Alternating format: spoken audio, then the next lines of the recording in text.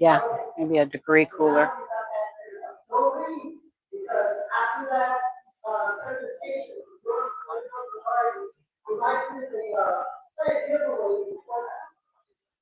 Right, I don't know. So we can do that. Plank giveaway first. Let's do the plank giveaway, then whoever wants to go on the tour can stay. Yeah. So do the play giveaway after the television presentation. Okay. Now, before we get started, my name is Charles. And sorry, I was thinking, and I don't know if I did something. Okay. You could go wave at me.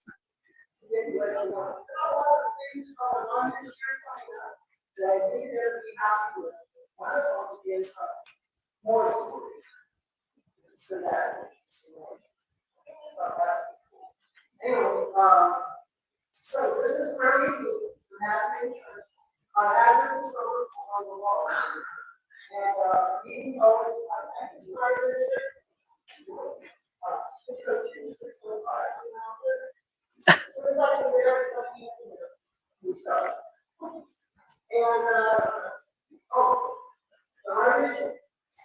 Our mission is straightforward. It's conservation, restoration, and preservation of the native community. I love something because it warms my heart. It warms my heart to see everybody here tonight. We have a lot of guests. We invite you out to introduce everybody. Oh, no, no,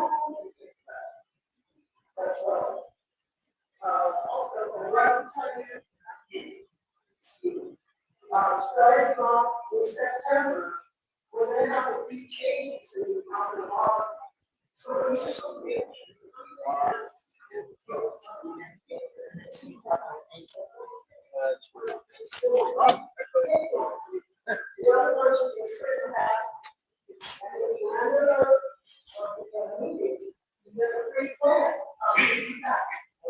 And there's groups of people out there that help you pay. You can go to the legislature. And the plans for free. So you get one meeting in a week. Yeah, look at that. And also, we will be having a volunteer table when you come in. So it's going to have all these reports on it for the volunteers for the next month, or maybe the next 2 months. But I just wanted to let you know that's the way we're going to be doing the volunteers, because we haven't been getting enough volunteers for the snacks and the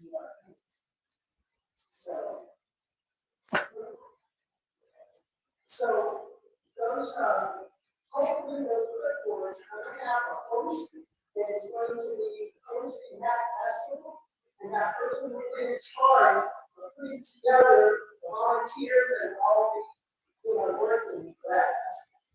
So we haven't decided on that yet. How that's going to go.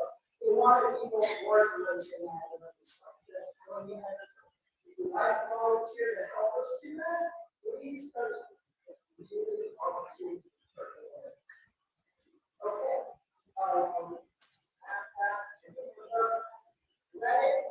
I think so. Okay. So, oh, not yet.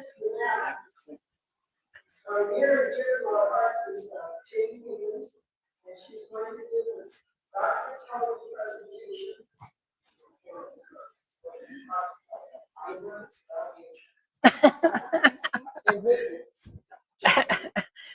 So Jane Higgins. Oh, thank you. I think I'm gonna use this if he hooks me up, but I'll just keep it here just in case. I'm kind of nervous. Okay, well, while he's getting everything going, we're good? Okay, great. So how many have heard the Dr. Talamy presentation before?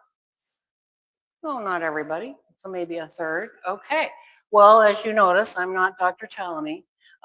We can't afford Dr. Talamy here, but a few years ago, I went to one of his presentations down at Vero that the Pelican Island Audubon Society put on, Transforming Landscapes. He was there. And so afterwards I wrote him a note and said, I'm doing a presentation. Would it be okay? Could you send me a couple of your slides? Because his photography is awesome. He sent me the whole presentation, 350 slides, gorgeous slides with all the notes. So if anybody wants to do this presentation, it's very easy to do it once you get the hang of it.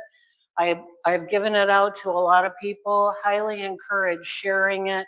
He's just trying to get the word out. So feel free to take that on because he would love it. He would absolutely love it.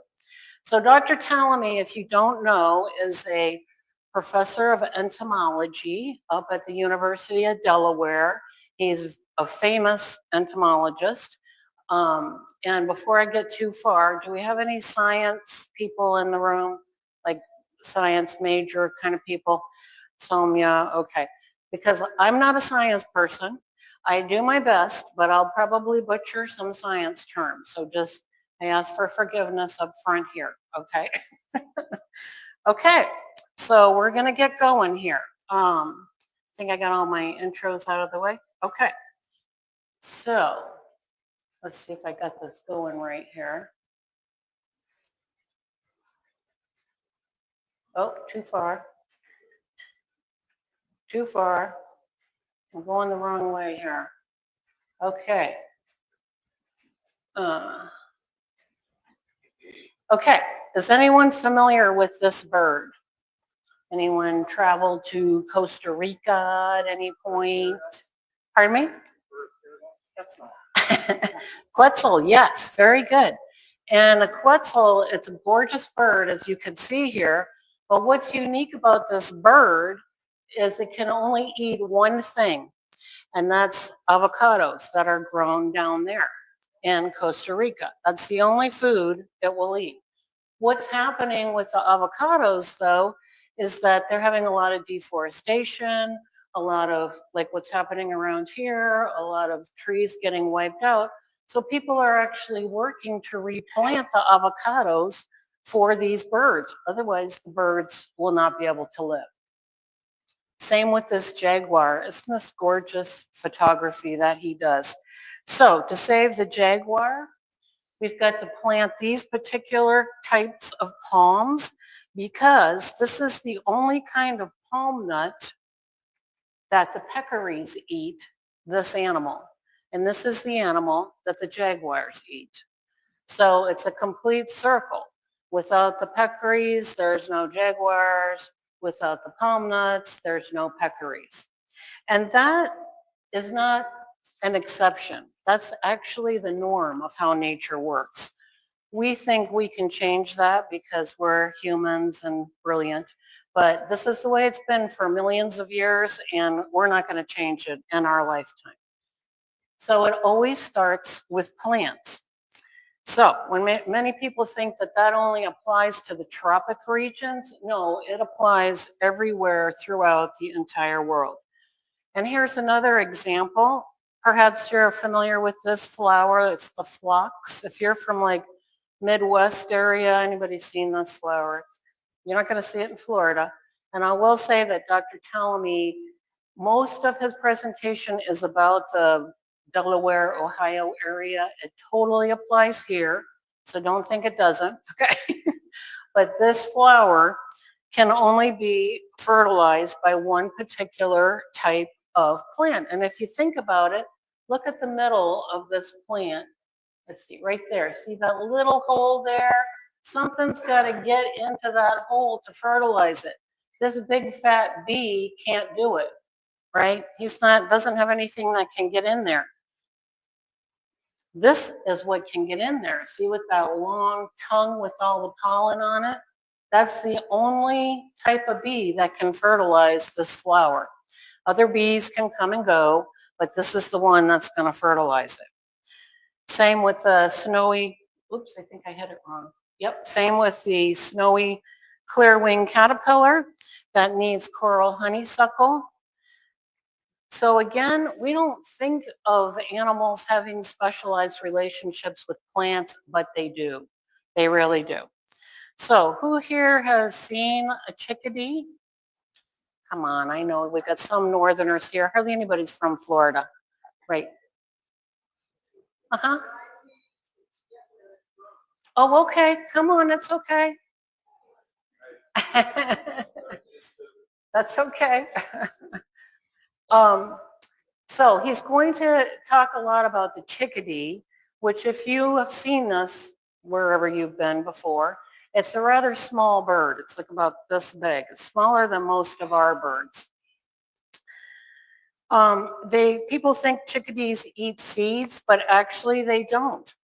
So when the chickadee makes its nest, they specialize on caterpillars, and when they have a nest of birds, baby birds, all day long they're bringing caterpillars to this nest of baby birds. I mean, every 3 minutes they have to bring caterpillars to these babies. Now, why is caterpillars? It could be because they're beautiful. They are beautiful caterpillars. Some caterpillars are beautiful, but probably that's not why the chickadee loves caterpillars for their babies. It could be it's because they're soft and gooey, right? So you've probably seen caterpillars. They look a little gross to some people, but they're soft and gooey, and they're full of carotenoids, and that's what baby birds need. And as you'll see in a few minutes, those carotenoids are only found in caterpillars, right? That's the only thing that has the special food that baby birds need in order to grow and to thrive. So here's a little nest feeding lots of pictures of caterpillars going into the mouths of baby birds. Now, if you're a science person, which we know I am not, this is the science behind the carotenoids and why it's important that they have that particular type of protein. What's kind of interesting to even us non-science people is that all these foods we eat also have carotenoids, right? So broccoli, carrots, squash, tomatoes, these all have carotenoids as well that are very important for humans, right? Even though we're not baby birds. So we're going to do a little quiz here about how many caterpillars do you think it's, this is the slide that shows all the reasons why carotenoids are important. It basically helps them develop their color, their sexuality, their eyes, all basically what you want maturing baby birds to develop. It's all down to the carotenoids to do it and those plant proteins. I got a little ahead of myself there. So these chickadees are bringing food to their babies in the form of caterpillars. Why can't they just go get the carotenoids themselves, right? Why is caterpillars the special food they need? Because you don't see chickadees eating plants, right? You're not going to see birds generally eating plants by themselves. They have to find something that likes to eat plants, that has the proteins in it that the baby birds need, right? So here's our chart of how much protein is in different things out there for baby birds. And you'll see this green thing here. That's a caterpillar. That's how much it has in proteins and carotenoids. I was kind of hoping it was going to be red ants or cockroaches, but no, they don't have that much protein or carotenoids. They're way over here. You will see birds eating them, but birds are really smart. They know that these things don't have as much protein as these things, right? So they're going after what they will get the maximum benefit from. So that's just to me very interesting that birds, parent birds know this. They know that this is where they got to get their food source. So it's basically not a choice for birds. They've got to have the caterpillars. They've got to find caterpillars for the babies.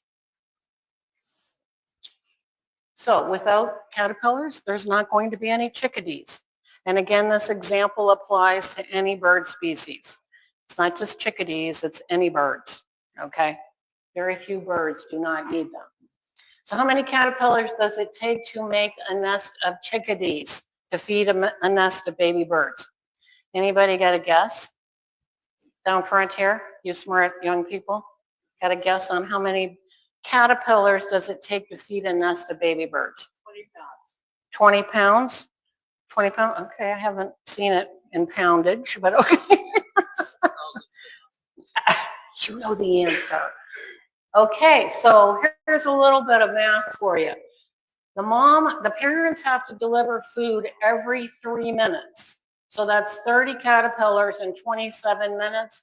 And parents forage from 6 a.m. until 8 p.m. every day. So that's a lot of caterpillars, right, that they have to have. So, oops, went the wrong way. I think I did. No, and it doesn't even matter what species it is. Of course, they have some preferred species. The biggest, juiciest, gooeyest ones would be their favorites, but they generally aren't discriminating on what kind of caterpillars is it. As long as it's big and juicy, they're happy, okay? So 6,000 to 9,000 caterpillars to raise a nest. An average nest is going to be 2 to 3 babies, right? And the point he's making here is that they have to feed them that for 16 days before they're going to fly off and be independent. So that's the total, 6,000 to 9,000. Where are they going to find that many caterpillars? That is a lot. Yes, sir. I don't know that. That's a good question. I'm sorry, I don't know that. He's asking how many adults are there per clutch? Is that what you're asking? Probably 2. Mom and dad would be my guess. The point he's making here, though, is that the chickadee, on average, is a smaller bird, right? Most of our birds are larger than chickadees. So, for instance, this red-bellied woodpecker that is common around here, y'all probably have seen those, weighs 8 times more than a chickadee, right? Well, so that means the babies need 8 times more caterpillars because the babies are going to weigh 8 times more than baby chickadees. So it's just exponentially going to be a lot more caterpillars. All these birds, most of which we see around here, cardinals, blue jays, etc., they're all about the size of the woodpecker. So again, a little bit larger bird than the chickadee. So therefore going to need more caterpillars to raise their young, right? So it's a great example to kind of get kind of a guidance point on it's going to take a heck of a lot of caterpillars, right? Unless you're only raising chickadees, which we are not. Okay, and by the way, hummingbirds also eat an awful lot of insects. 80% of their diet is insects. So we think that hummingbirds mostly go after nectar and that's their primary food. 80% is insects. Why? Because of that protein that they love. So I'm not going to give you a quiz on this chart, okay? But this is basically a list of all the birds that need caterpillars to raise their young. Pretty much every bird, okay? He just made a list of all the birds. So basically, if there's no insects, there's not going to be any baby birds.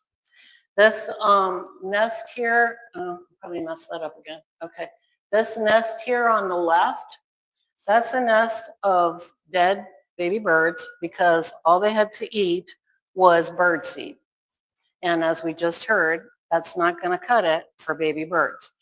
So this is usually where we talk about putting out bird seed for birds.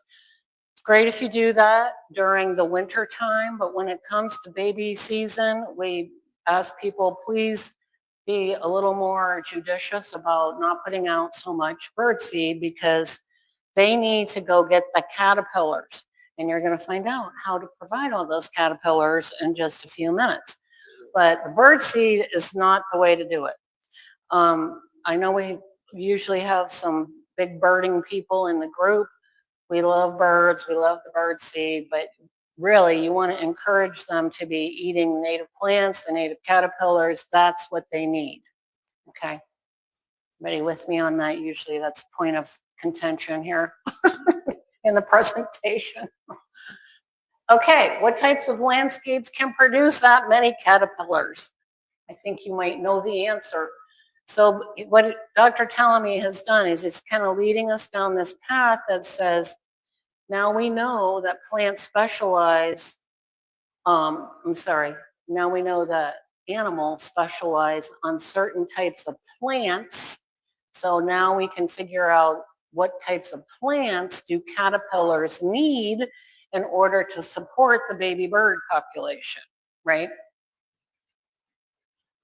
Plants don't want to be eaten, right? Just like most of us wouldn't want to be eaten. And they defend themselves pretty well with some toxins and whatnot. But how do insects eat plants? They specialize on only a few type of plants, right? Just like that example in the beginning with the jaguar and the bird, that goes all the way down to caterpillars specializing on very specific plants. So this is a great story. Y'all have probably heard of the monarch butterfly, right? And the plight of the monarch. And what's the only kind of food that monarchs like? Milkweed. We got that, right? Ideally native milkweed, not the non-native milkweed. And there is a difference. We'll talk about that in a bit. But milkweeds are protected. They have this thing called a glycoside that protects them. If you've ever broke the stem of a milkweed, you're going to see this white gooey substance in there that looks really yucky. That's basically poison to the caterpillars. And so that's their defense mechanism. And when a caterpillar eats that white gooey substance, it glues their jaw shut. So that's kind of like the way the caterpillar knows we should not be eating the white gooey stuff, right? Isn't that pretty amazing that that's the way it works? So if you've ever watched a caterpillar, a monarch caterpillar, eat a leaf, you'll see it eats right to the stem like that because it knows somehow in that little itty bitty brain knows to avoid the white sticky substance that's going to glue its jaw shut, or otherwise it's not going to be around. So it eats right to that stem, to that breaking point. Now if you've gone out and looked at your milkweeds and said, this is terrible, it's just a bunch of stems, well, the plant will come back after the caterpillars have left or made their chrysalis or whatever. So the plant will be okay.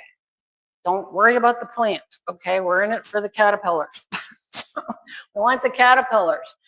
We had a lady in one of our presentations one time say, but I don't like it when the birds get my caterpillars. And Tim from the Native Butterfly Group said, that's nature. You're raising caterpillars for the birds, okay? Get over it, kind of thing. So that's just the way it's going to be. But anyway, I thought that was absolutely fascinating. So the downside of that kind of specialization is we now know that the milkweed's the only plant that the monarchs can eat. So the big plight of the monarch butterflies is that the milkweed plants are getting wiped out way out west, just totally obliterated with developments and whatnot. And if you're planting a milkweed, which we hope you can, there are several native kinds, please, please, please make sure you're planting the native ones because there are non-native milkweeds, just as there's versions of other native plants with non-native same plant. And it'll mess up the DNA of the monarch butterfly. So the way to tell is that the native milkweed is a solid color flower. If you've got the non-native, it'll be different colors, a variation of colors in it. There's been some controversy about, well, what if because it doesn't die, basically, the non-native milkweed, so it doesn't encourage the butterflies to migrate, and they just stay here, and they shouldn't. and they keep eating and they shouldn't. They need to leave, like birds need to leave and then come back. So it's actually messing up the DNA of the monarch butterflies, and they're smaller as a result, and they're, probably a little confused in that tiny little brain of theirs. But the best thing to do is to plant the native milkweed, which you can get from a good native nursery that we'll show you a list of in a little bit. Okay? That's the best thing you can do. So as we know, monarchs have declined 96% in the last several decades, and as have many, many types of insects. So we can use that knowledge of specialization and do something with it, right? Especially in our landscapes. We can be building landscapes that support the plants that the baby birds and other animals need. If we don't do that, if we continue to have a mowed yard, we're not supporting the animals at all with a mowed yard. Okay, I'll get on my soup box in a little bit here. So this is a nest of baby birds that for 2 minutes are happy, right? Because mom and dad hit the 3-minute mark and supplied food. So what he's doing here, Dr. Talamy, is showing you what are the plants that support these specific types of caterpillars. So he's done all that science and all that research. So in this case, the blinded sphinx caterpillar eats the black cherry tree. In this case, so the viburnum plant supports the chestnut. I can't even say it, the chestnut caterpillar. And he goes on to keep making that same case that each of these types of caterpillars needs a very specific type of plant in order to get what it needs for nutrients. And he goes on, makes this great case. Lots of great photography with baby birds chirping in the background saying, I'm hungry, I'm hungry, I'm hungry. Here's the one where they're happy for 2 minutes, right? Because it's in between feeding and they don't have their mouths wide open expecting something to fall in there from mom and dad. So enjoy it for 2 minutes. So these are, again, a lot of pictures I combined of the plants and the caterpillars that they support. Again, with that relationship, very important. You probably recognize this maple tree supports a multitude of different types of caterpillars, which is great. We like it when you can support lots of variety in the food web. This one supports a lot of variety as well. So remember, 90% of insects eat plants only with which they've co-evolved. And this has been going on for millions of years, well before us, and it'll be well after us. So we're not going to change this up. This is the way it's going to be. So here's a few oak tree caterpillars, and just to give you a little preview, the oak tree is the hero of the story. So stay tuned for why. You haven't wondered about that. It's not just birds that eat insects. Lots of all these animals eat insects too. And a lot of times we don't think we like these animals. We think of them as rodents, but these are very important animals for the food chain. So for instance, possums, I always say possums have a face only a mother could love, but they really eat a lot of ticks and a lot of things that could be very, very harmful to us if left unchecked. So all these animals serve a very valuable purpose in the food chain. So the fact they all eat insects is very important for us to be thinking about what we can do. Now, I got to get to some facts here. The red fox's diet is actually 25% insects. I would not have thought that. And this is absolutely amazing. 23% of a black bear's diet is insects. During a forest tent caterpillar outbreak in Michigan, individual black bears were eating 25,000 caterpillars a day. That's a lot of protein. And I don't know how they figured that out, who was counting the caterpillars, but I think that's pretty just awesome. And you think of this huge animal, the amount of protein it takes to keep that guy running, 25,000 caterpillars a day. That's amazing. So they probably single-handedly helped control the outbreak that was happening of forest tent caterpillars in Michigan. Please get some bears on it, and we'll be good. You know? Yeah. So a world without insects is a world without diversity. This is where he talks about we're losing insects at a record pace. Not really that surprising. What's happening to the species that rely on the insects? Well, they're disappearing as well. We've had a lot of bird species going extinct in the last several decades. I mean, we hear about this almost constantly anymore.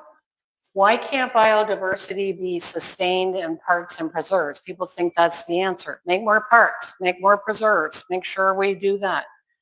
Well, here's his example. So on the top is a very large preserve, and in the bottom is where they made it much smaller into probably, I don't know, let's call it 5 square acres.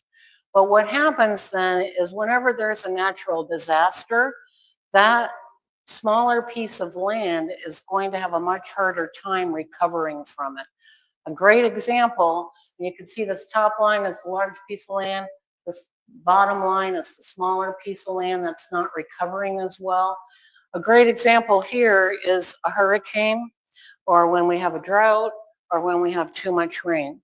So if you live in Palm Bay like I do, and you've ever been to Turkey Creek, the year that they had the fires and they had a lot of pine trees got hit by that, or a drought, and you see those dead pine trees like this, kind of leaning all over the place.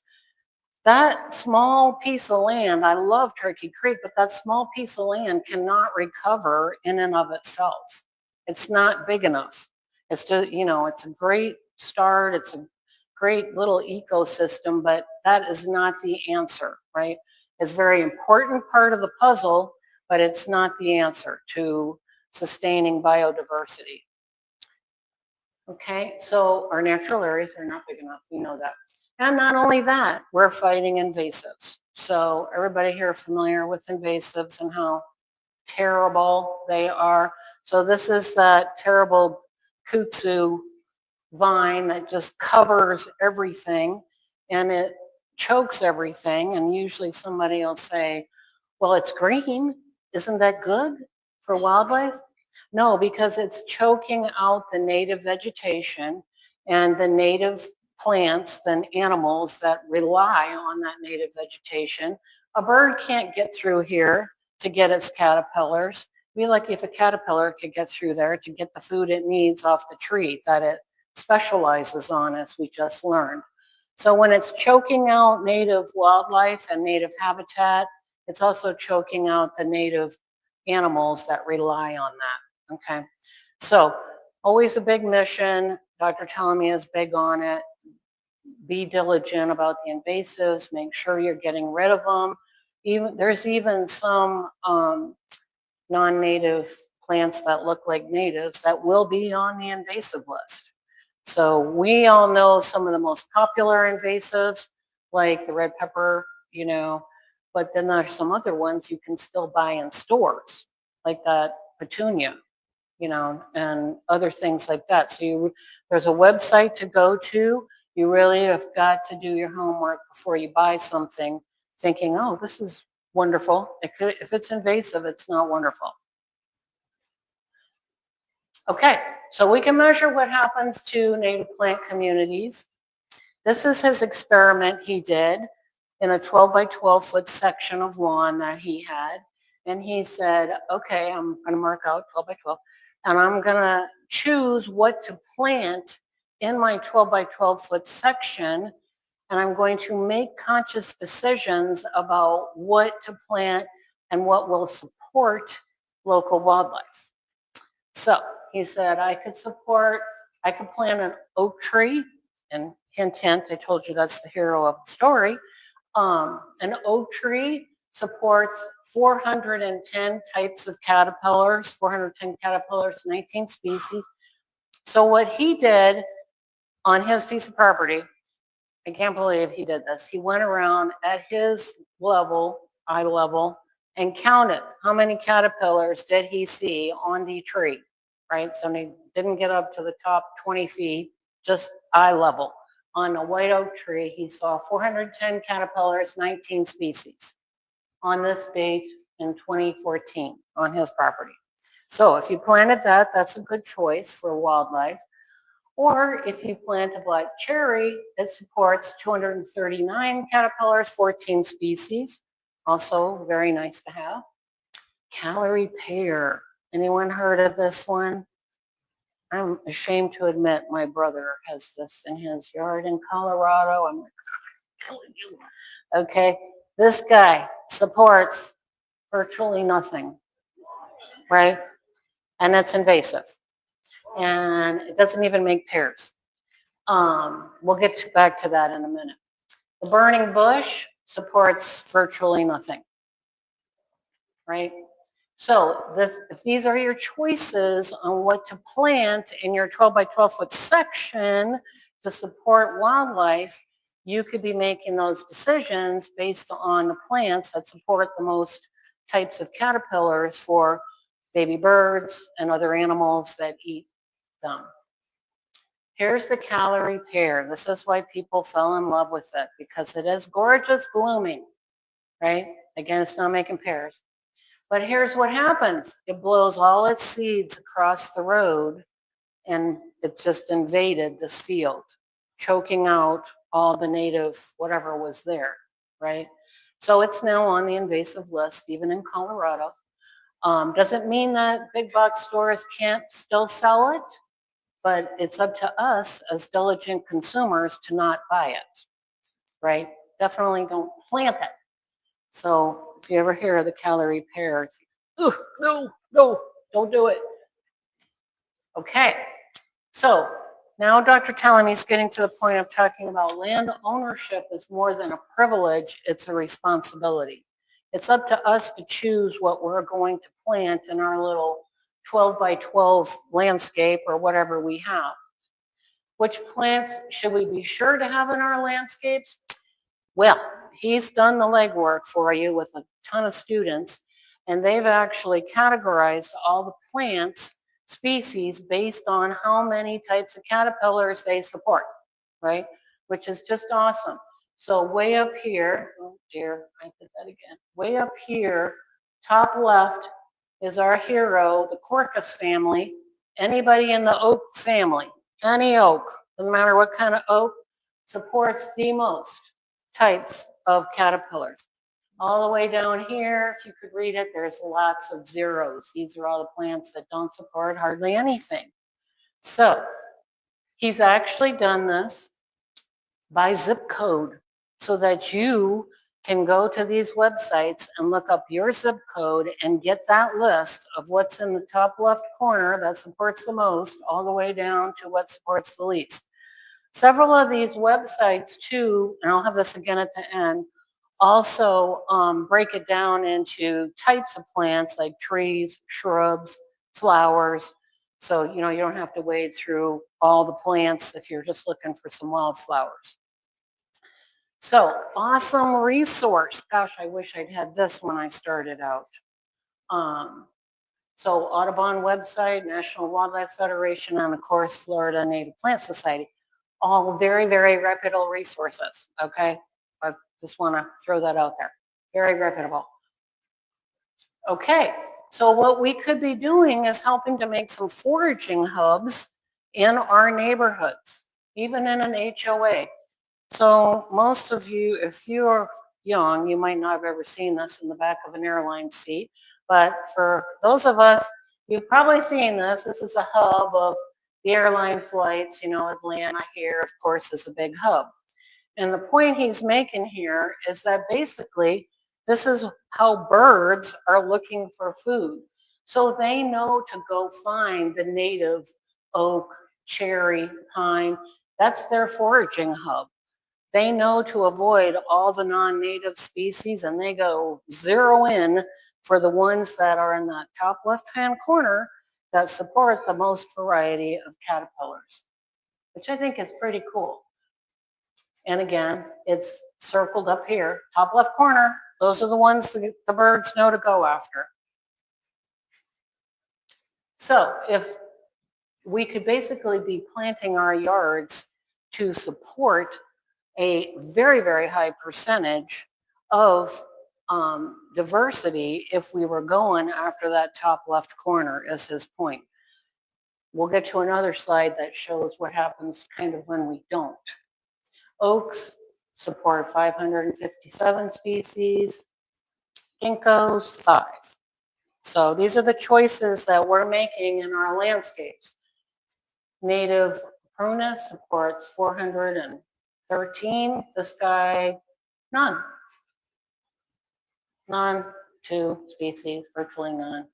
Native viburnum, 103. So if this is your yard and it's got lots of grass, because most of our yards started out that way, these are the choices you're making for birds. You can decide you want to have bird feeders in your yard. And by bird feeders, he means trees and bushes supplying insect food for caterpillars. He doesn't mean real bird feeders, okay, with bird seed. So you can decide you're going to have really big bird feeders, like a big oak tree that supplies 500 types of caterpillars, or you can decide you're going to not have any trees and hardly any bird feeders. You could have them full of good, juicy caterpillars for wildlife, or you could have them relatively empty because they're not native trees, right? They're trees, they might provide some shade, that's about it. So we're not fooling the birds when we fail to plant the foraging hubs because they know what to go after. They know where the food is. This is another example he did in a neighborhood. You can see this is an aerial view. It's a little hard to see, but there's a red line right around there. And those are all the trees that the birds are going after because those are the native trees. They're ignoring all these other green trees all around here because those don't contain the food they need. You know, it's like junk food to them. So compared to native landscapes, yards that have introduced, meaning non-native plants, support far fewer caterpillars, far fewer baby birds. The baby bird nests contain fewer eggs, less likely to survive. I mean, it just has a dramatic impact. And there is a point here where if your yard has less than 25% natives, you're actually destroying nature more than you're helping it. It's just kind of scary. So what kind of birds, oops, I went back too far. What kind of birds need caterpillars? Every kind of bird, okay? And whether your bird's on here or not, it probably should be. So you don't have to save biodiversity for a living, but do it where you live. And that's this whole point that he's making, that, again, the coevolution of nature and insects and biodiversity to the plants they need. It's like one big web. It's been here since the beginning of time. It'll be here probably long after we leave. So we're not going to change that. What we could do is learn to live with it. If specialized, those relationships disappear, which they are because we're wiping out a lot of landscape, then we're going to wipe out the species that need them. And how many species do we need? This is a really sad caterpillar face. We need all of them. We really need all of them. So biodiversity is ecosystem diversity. We've done a pretty good job of messing up the planet in places. This is a very interesting fact. I like the way he said this one, so bear with me a minute. Here we go. So, but here is the key. This is how big the Earth was when humans appeared 2 million years ago, and this is how big it is today, the same size. How can we take more and more each day from the Earth if the Earth itself isn't growing? I think that's a very good point because we are taking more than we're giving generally. The life that used to be on this landscape is gone. It's gone with the wind because grass doesn't do much of anything. And this is very hard to read, I'm sorry, but it basically says 86% of the US east of the Mississippi is privately owned land. So we must raise the bar for what we want our landscapes to do. 86% of that land, it's just a staggering number. We could do that if we don't want to lose our pollinators, which really isn't an option. We've all heard that the plight of the bees, if the bees go, then the pollinators go, then it affects the food web, blah, blah, blah. I mean, that's all gets back to the plants that they need to eat.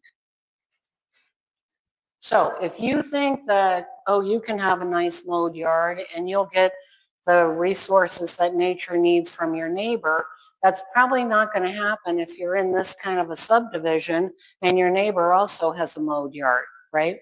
So somebody has to break that cycle. This kind of a yard supports no food webs, very little carbon sequestration, and basically it's nothing, no life.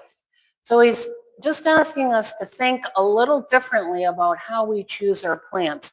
In the past, we chose our plants, because we all grew up this way, based on how pretty are they, you know, what do they do for the landscape? Do they provide a border? What do they do? What he's suggesting is that we balance that scale a little bit, and you could still choose plants for aesthetic values, but also start choosing your plants based on what do they provide to nature? What do they provide to the ecosystem? What do they provide to local wildlife? If you balance that out a little bit, then it would be a big win. So what types of biodiversity? If we share our neighbors with wildlife, we got to create corridors, reduce the amount of lawn we have, and begin the transition from alien, I love how he calls them alien ornamentals, which basically just means non-native ornamentals, right? But they're aliens. So if this is your yard in your subdivision, right, and you've got a lot of mowed grass, because that's how they all start out, what you could do is decide, oh, I would like a little bit of mowed grass for my dog or my grandkids or the kids or whatever reason you decide you want a little mowed grass. And you see how there is some here and in the back, but notice all around the edges are trees and native plants, hopefully, that are supporting local wildlife. And if you put a whole bunch of these houses together doing that, now you've created a corridor here where wildlife actually has a good chance of finding what they need to survive as well. And you see there's still grassy areas there. So that is a distinct possibility. If we replant half of the area that we now mow, this is an amazing statistic, that would be 20 million acres, which would be greater than the sum of all these national parks. That's a lot of national parks. I know you can't read them all, but it's basically all the biggies. It's Yellowstone, the Grand Canyon, the Smoky Mountains, all the big ones. Yosemite, all the biggies. That's half of our mowed yards if we replant that. Here are some examples. This is mostly in Texas, and if people have been out in Texas, I love how pretty Texas can be with their wildflowers. So this is where they replanted a median in the road with wildflowers. This is nothing, right? Not Texas, just anywhere, nothing. And what he's saying is, would you rather have that in your backyard or this? This is a side yard someone had that they realized they were never using their side yard, so they just turned it over to native plants and native flowers, and I'm sure it's buzzing. This is another shoulder road situation that was replanted with native plants. I would love to see some of that here in Florida. This is a corporate environment, and he's saying, would you rather go out here on your break in corporate America, or would you rather go out here? If this had Wi-Fi, I'd be out there, you know. That's all I need is Wi-Fi, and I'm happy. And I'm sure that could happen. Again, would you like to have this kind of a canopy situation on your road or no trees whatsoever? So again, just trying to change the future thought process of how we think about plants when we're choosing them. So does your yard have to be 100% natives?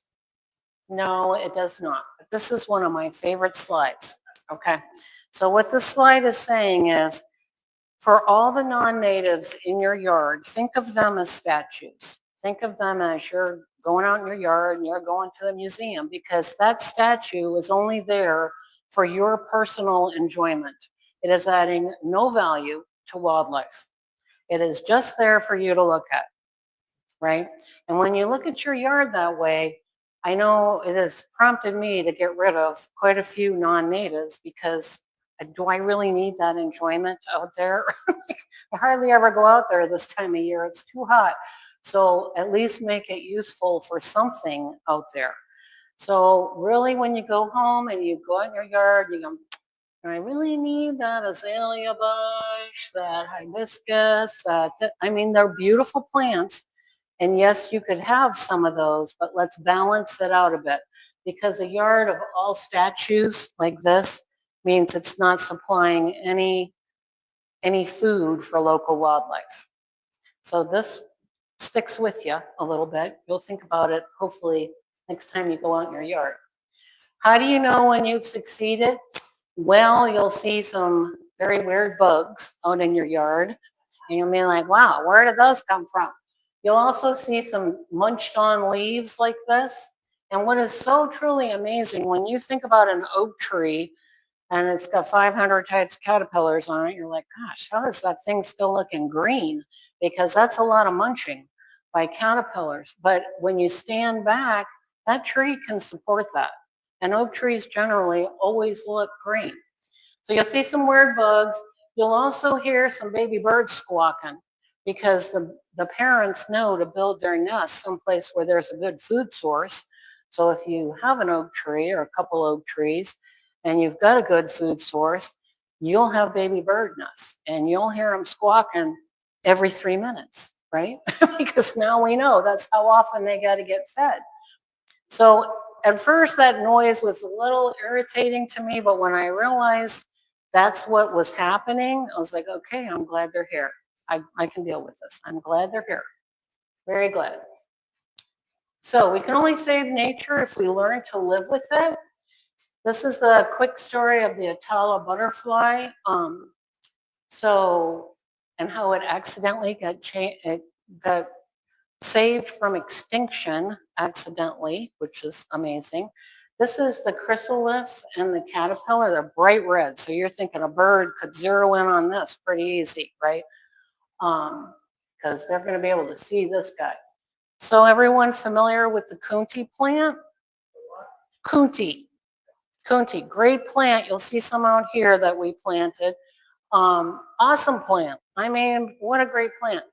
But the native, it's not the Native American Indians' fault, but the Native American Indians got a big root ball underneath this foliage, and they would grind that up and make flour, okay?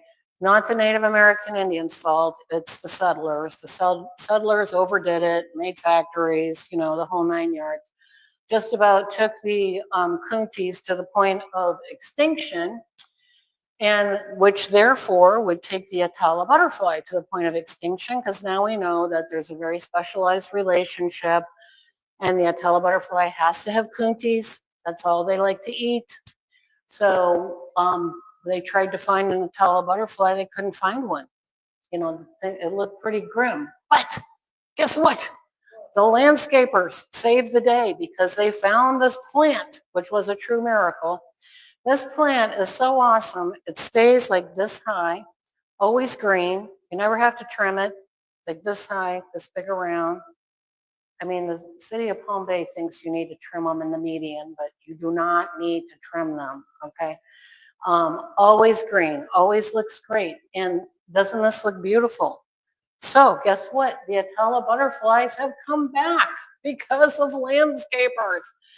So, and I'm guessing the landscapers, that was not their mission to bring back the Atala butterflies. They were looking for a low maintenance plant, and that happened to be it. But see, we can do it. We as humans can do it. And bring something back from the brink of extinction if we decide we want to.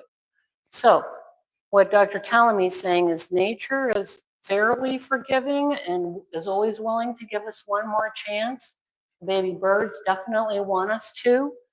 But the bottom line is you get to really think about what you're putting in your yard to make that kind of a difference. So these are those three websites. I also put a slide in here because Dr. Talamy now has created the Homegrown National Park. If you go to homegrownnationalpark.org, what he's encouraging people to do is get on the map, which basically means you go to his website and you put in there your maybe name or something, but basically how much of your yard is native. And so he's trying to track our progress toward the 20 million acres. How are we doing, right? I forget what it said when I was on there the other day. I want to say we're at 4 million acres, but we got a ways to go. So we all need to get on it. But his steps are number 1, plant native. Number 2, remove invasives. Number 3, get on the map. And he's a wealth of resources on that website too. I was on there today for a children's program I'm working on. He's got great kids videos on there.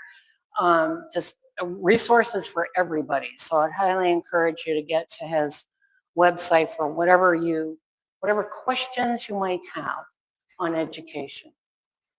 The other thing is our list of local native plant nurseries. These are in our newsletter every month. We are so lucky to have so many native plant nurseries that basically all started from one here, Maple Street Natives. But we are very, very blessed. I've heard other areas that have none, and you have to mail order your native plants. We're very fortunate here. So we really encourage people, go to a native nursery to buy your plants. Do not buy native plants at a big box store because there's a very good chance they were not grown locally here. They might be native to Apopka, but they're not necessarily native to Brevard County. And your chance of success goes way up if they're native here. so therefore, we highly encourage you to support these small businesses that are doing a great job of growing awesome plants, usually almost always cheaper than a big box store anyway, and very successful growing them. So also wanted to mention to save the date for the next annual landscaping tour. This is our 16th year, so we've been at it a while now. And this is a great way to come see what that little 4-inch pot plant is going to look like when it grows up, and to ask a lot of questions of people and just kind of see, oh, what's a full sun, full shade kind of yard going to look like when it gets bigger. Just awesome opportunity. This year we're focusing mostly in Palm Bay and South Melbourne. Every year we switch it up where we're focusing, so we get to cover the whole south end of the county. The other big change we're doing this year is we've invited the Brevard Watercolor Society and some other local artists to join us on site. So it's going to be really cool for them to highlight their artistry of local nature. Think of it like highwayman painting. You know, it's going to really highlight the local nature that you'll be seeing. Also on the tour this year is the Melbourne Founders Museum. Has anyone heard of that or seen it? It's just what a really cool place. Skip Healy did that with Change of Greenery.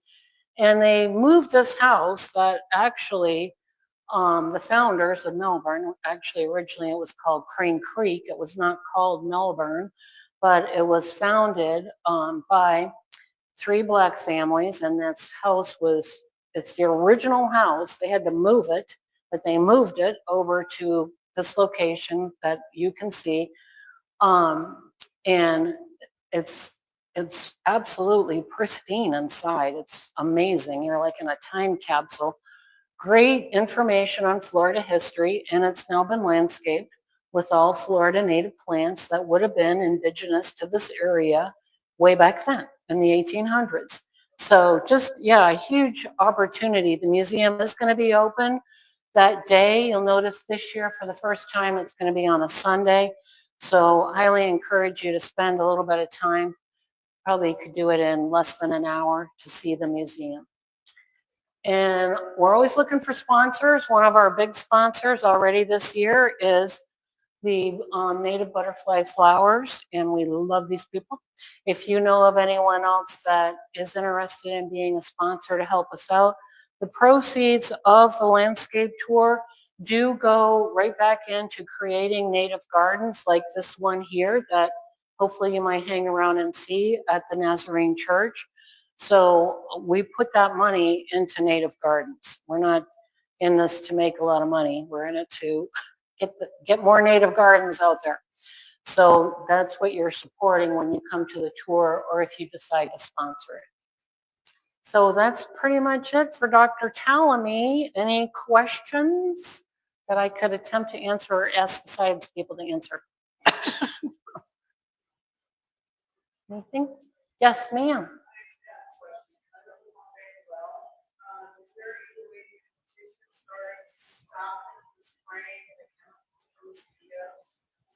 Oh, so I got to repeat the question for if we're live streaming. Is there any way to petition Palm Bay to stop the spraying of chemicals for mosquitoes? I do not know that. My suggestion would be to come to the city council meeting and make that known in 3 minutes. If you decide to do that, we've done this before where we get the word out to all Palm Bay residents that are Conradina, that are on our mail list, because we got a good sized mail list, and we can like rally the troops. So if you decide I'm gonna go X day, we can get the word out so a lot of people come that day to support that. Anybody who's sensitive to pesticides can register on the Department of Agriculture website. You have to keep their doctor to, but that's something if you are sensitive to pesticides, I would recommend getting on the list. Yeah. Yes. Did you have a question? Department of Agriculture. Oh, they'll call you and like I don't think they spray it right now. Like the neighbors will get their spray, and if you are not called, you report it. Yes, sir. I just wanted to comment that those plants that are the best at providing the caterpillars are known as keystone plants. Right. And on the plants that we give away, you'll find often a keystone in red on their label to tell you that that is one of the keystone plants we're planting. So Did everybody understand that? So basically, what has happened since Dr. Talamy created his list is they've also taken the top of the top plants and now they call those keystone plants. So like we could guess, oak trees are going to be a keystone, right? They're the top of the top. So we try to give away, I forgot to mention that, thank you. At the Native Plant Tour, we also give every attendee a free plant of your choice. And Richard's in charge of that, does a great job of growing those plants. And we've really tried to focus on growing keystone plants to give away. So for instance, oaks, goldenrods or keystones, Walter's viburnum, anything that's in the top of the top classification. And if you go to the website brevardlandscapetour.org, the resources tab does get you to the keystone plants. So again, it's kind of further labeling what Dr. Talamy's done by saying, okay, let's really go for the top of every list, right? Native plants are great, but again, if you're going to maximize that 12 by 12 foot space, go for the top of the top, right? Go for the keystone. And usually what Richard's bringing for the free plant giveaway is keystone plants. Thank you. Any other questions or comments? Okay, so we're going to do our plant giveaway. Oh, sorry.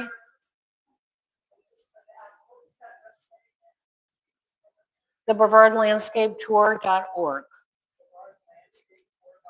Right. And that's where we put the prior landscape tour information for prior years. So you can go out there and Google prior sites and you can sort it by full sun, full shade, all this kinds of things to help give you lots of ideas. Yeah, thanks for asking. So we're going to do the plant giveaway. Did everyone get a ticket on their way in? It was a little chaotic, so maybe not everybody. We're going to do our plant giveaway, and then if anyone wants to hang around, we're going to walk the native garden here, which if in case you're too busy or got to go, it's the front of both of these big buildings and the long driveway on the south side when you came in. So you can do that anytime, right? And please look at the big sign that's right out here on the sidewalk between the two buildings. Has a lot of great info about native plants as well. That was phase 1. We're going to do phase 2 coming up next year, looking for funders and grants for that. Yes, Richard. I just wanted to say that if you have an interest in what's going on you have 2 more books that's Awesome. Yes, and I should have plugged this book too. This is a great book if you're just starting your yard. I wish I'd had this 10 years ago because it's all about how to map out your yard. And it's written by 2 Florida master naturalists. We have this book for sale too. It's $20. So great, great resource. I really wish I'd had this 10 years ago. Saved me a lot of pain. Okay. I just like to share something. So I come to the church in the Netherlands. So I just want to thank you and this organization for providing all this amazing, the grants and all the work you've done. You're digging holes, doing all that. So it's been so awesome for us to share this space with you, right? I came to a meeting when you guys were still over in the Avenue Library, and it was like, it was so tight in there. And the fact that now we can use our space more than just on Sunday mornings, I love it. So, yeah, it's been really great. It's been really great. So I'm also, again, thankful. But we're also raising money to put on our building. Right? So, would love if you have an opportunity to contribute to that. Like, we love to share our space, but we want to keep our space up. And that requires a lot of resources. So, if you care to give money to help us put a review on that building, I know you're not using that building, but plans are out there. So, thank you so much for being here. We appreciate you as well. Yeah, we love this place.